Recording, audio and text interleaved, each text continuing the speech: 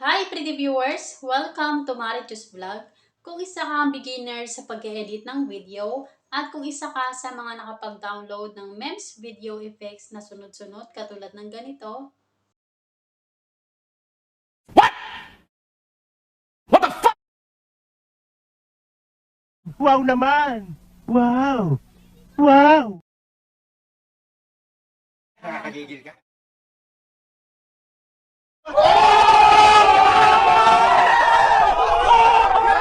yan guys, so for today's video ay ituturo ko sa inyo kung paano nga ba yan ikat at piliin yung memes na gusto mo para ilagay siya doon sa funny video mo. At ituturo ko na rin sa inyo yung isang paraan kung paano nga ba gawing sound effects lang yung memes video. Sa ganong paraan ay hindi nyo na kailangan mag-download ng mga funny effects na pa isa-isa. Okay guys, so start na tayo. At kung bago ka pa lang sa channel ko, huwag mong kalimutang pindutin yung like at subscribe and hit the notification bell para updated ka sa lahat ng mga video na i-upload ko. Okay guys, sundan mo lang to at tapusin mo tong video na. Okay guys, ang una nyong gagawin ay punta lang kayo sa CapCut. Kung wala ka pang CapCut ay mag-download ka na lang muna. Tapos, i-click nyo tong new project. At piliin nyo lang yung video na paglalagyan nyo ng effects. Yan, so maglalagay lang ako guys ng example. Tapos, i-adjust nyo lang yung video nyo. Ilagay nyo lang siya guys dun sa may part na paglalagyan nyo ng funny effects. So, for example, dito na lang. Tapos, i-click nyo yung video at i-click nyo yung split. Yan. After nyan, i-click nyo tong plus na nasa gilid. At piliin nyo lang dito sa gallery nyo yung memes na dinownload nyo. Yan. So, yung na-download ko guys ay sunod-sunod siya na memes. Bale, hindi siya pa isa-isa. So, play lang natin to.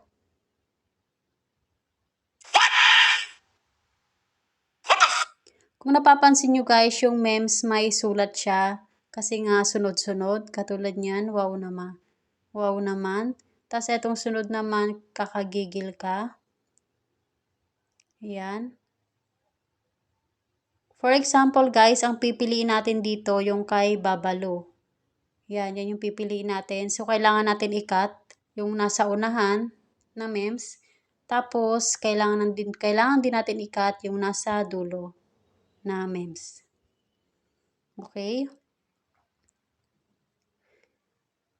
I-adjust nyo lang guys yung video gamit yung daliri nyo. Ilagay nyo lang siya sa may part ng memes na gusto nyo. So, yan. Alisin lang natin yung may sulat. Doon tayo guys sa may part na wala ng sulat.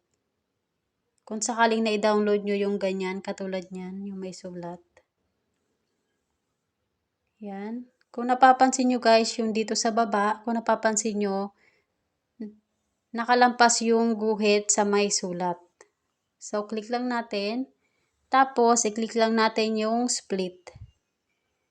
Yan. After nyan, i-click nyo tong memes na nasa unahan. Tapos, dito sa baba, piliin nyo yung delete. Yan. So, nawala na yung unang meme. Wow naman! Wow! Wow! Dito naman tayo sa may dulo na memes. Yan. So, may sulat na. Dito tayo sa may part na walang sulat. Yan. Bale, yan yung end ng memes. Click lang natin yan. Tapos, click natin ulit yung split. At itong memes na nasa dulo, i-click nyo lang yan. At piliin nyo yung delete. Yan.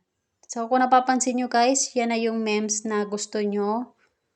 Yan na yung memes na pinili natin. So, isa na lang siya. Play natin ulit yung video.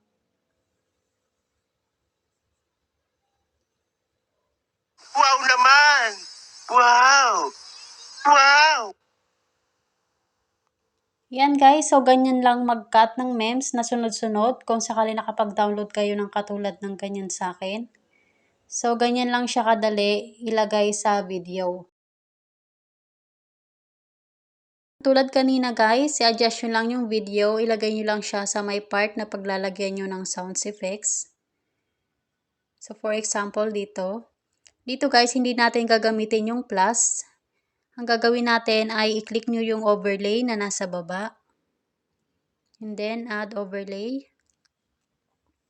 Dito piliin nyo yung memes video na gusto nyong gamitin.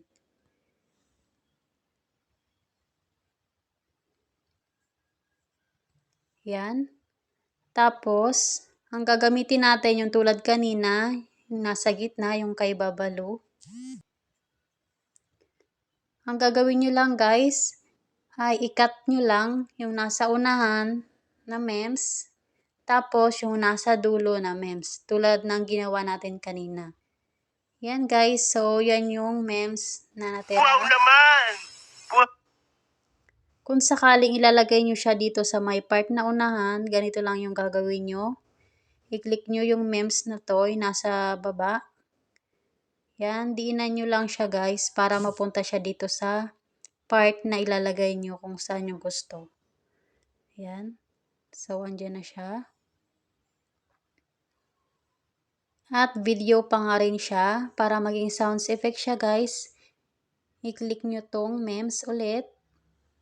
Tapos, hanapin nyo dito sa baba yung remove background. Yan, remove background. Yan guys, kung napapansin nyo, kahit ni-remove natin siya, ay meron pa rin natira. Ang gawin nyo na lang, yan, ibaba nyo lang yung memes na yan, para hindi na siya makita sa video. Para maging sound effects lang siya. Yan, so binababa na natin. Yan guys, so play lang natin yung video. Wow! Wow! Yan guys, so ganyan lang siya yung memes video naging sounds effects. Ganun lang siya gawin. Napakadali lang gawin. Sana nakatulong ako sa inyo. At sana guys, huwag niyo kalimutang pindutin yung subscribe. Thank you guys.